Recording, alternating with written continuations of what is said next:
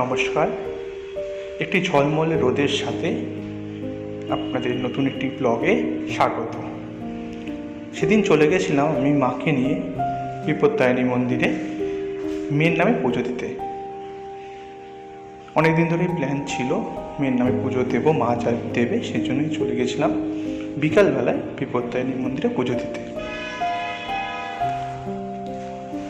গিয়ে আমি গাড়িটা পার্কিং করছিলাম, বিশাল বড় পার্কিং এরিয়া আছে। মা দোকানের সামনে বসেছিল। যথারীতি আমরা আমাদের দরকার ডালা নিয়ে চলে যাই ওপরে পুজো দিতে। জানি রাখি সন্ধ্যেবেলায় কিন্তু খুব সুন্দর আরতি হয়।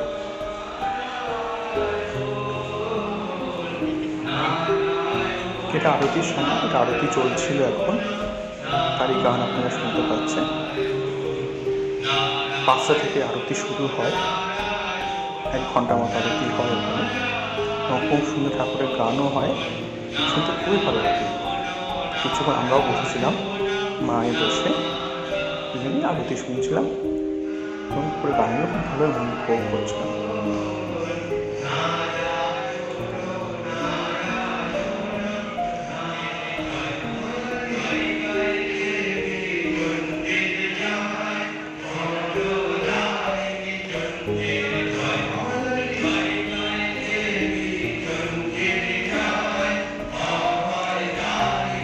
হয়ে গেলে তারপরে আমরা এসেছিলাম রত্নবেদিতে, যেটাতে আপনারা ধূপকাঠি মোমবাতি জ্বালাতে পারবেন।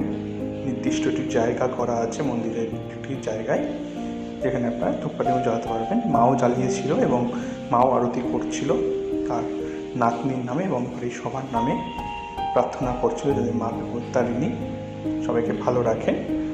এবারে একটি জায়গা করা হয়, সেখানে যথা জায়গায় আপনার মোমবাতি এবং ধূপকাঠি দুটো রেখে দিয়েছিল। মা তাপ নিয়ে আমায় খুঁজছিল কোথায়, আমি এদিকে এসে ভিডিও করছিলাম, মা সেটা খেয়াল করেনি।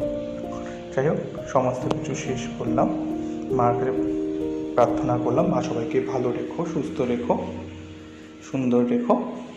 এরপরে আবার চলে আসলাম আমরা মন্দিরের ভেতরে, সেখানে ভোগ প্রসাদ গ্রহণ করলাম, করে এসে বাড়ি চলে এসেছিলাম। বাড়িতে এসে দেখলাম সুন্দর একটি ফুল ফুটে আছে, জবা ফুলটা, এবং হালকা বৃষ্টির জন্য আরও সুন্দর লাগছে। তাই সেই ছবিটা বা সেই ফুলটাকে আপনার সাথে শেয়ার করলাম। ছোট্ট একটি ভিডিও, যদি ভালো লেগে থাকে লাইক করবেন। যদি কোনো কিছু বলার থাকে, জানার থাকে, জানাবেন।